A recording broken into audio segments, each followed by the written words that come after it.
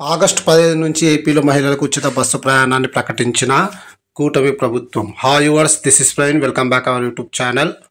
August 15 నుంచి AP మహిళలు మన రాష్ట్రంలో ఎక్కడి నుంచి ఎక్కడికైనా సరే ఫ్రీ బస్సులో ప్రయాణించే సౌకర్యాన్ని అయితే కల్పించారు చంద్రబాబు నాయుడు గారు.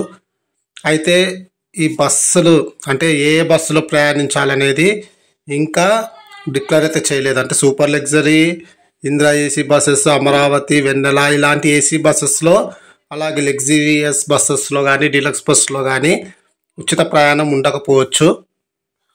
పల్లె వెలుగు ఎక్స్ప్రెస్ బస్సులో మాత్రమే ఉచిత బస్సు ప్రయాణం అయితే ఉంటుంది. కానీ ఈ ఉచిత బస్సు పథకం ద్వారా కొన్ని ఇబ్బందులు అయితే ఎదుర్కోవాల్సి వస్తుంది. ఎందుకంటే ఆంధ్రప్రదేశ్లో పుణ్యక్షేత్రాలు కానీ అలాగే విజిట్ చేయాల్సిన పర్యాటక ప్రదేశాలు చాలా ఉన్నాయి. ఈవెన్ మీరు కర్నూలు నుంచి శ్రీశైలంకైనా, కడప నుంచి శ్రీశైలంకైనా, మహానంది నుంచి శ్రీశైలంకైనా అన్ని ఎక్స్ప్రెస్ బస్సులే ఉన్నాయి. కాబట్టి ఇలాంటి బస్సుల్లో మహిళల ప్రయాణించే తాకిడైతే ఎక్కువైతే ఉంటుంది.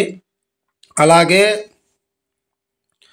ఈ ఉచిత బస్సు ప్రయాణం పథకం ద్వారా కొన్ని ఇన్సిడెంట్ అయితే జరుగుతూ ఉన్నాయి. పక్క రాష్ట్రాల్లో చూసుకున్నట్లయితే తెలంగాణలో కానీ కర్ణాటకలో కానీ డ్రైవర్లపై అలాగే కండక్టర్లపై మహిళలు చాలా దురుసుగా అయితే ప్రవర్తిస్తూ ఉన్నారు.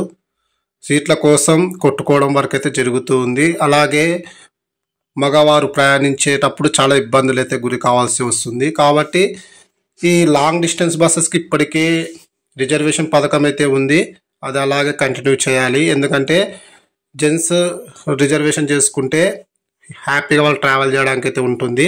ఎందుకంటే తెలంగాణతో పోలిస్తే ఆంధ్రప్రదేశ్లో చెప్పినా కదా, పర్యాటక స్థలాలు కానీ అలాగే పుణ్యక్షేత్రాలు చాలా ఎక్కువ ఉన్నాయి. వీటికి ఎక్కువగా ఎక్స్ప్రెస్ బస్సులు కూడా నడుస్తూ ఉంటాయి. కాబట్టి రద్దీ అయితే ఎక్కువ ఉంటుంది ఈ బస్సెస్లో. ప్రత్యేకంగా చెప్పాలంటే బస్సుల్లో ఎక్కువ రద్దీ అయితే ఉంటుంది. కాబట్టి రద్దీని దృష్టిలో పెట్టుకొని బస్సుల సంఖ్యను అయితే పెంచవలసిందిగా ప్రభుత్వాన్ని అయితే కోరుతున్నాను. ఈ వీడియో నచ్చితే ఖచ్చితంగా లైక్ అయితే చేయండి. అలాగే మన ఛానల్ని సబ్స్క్రైబ్ చేసుకోవడం మర్చిపోకండి. Thank you.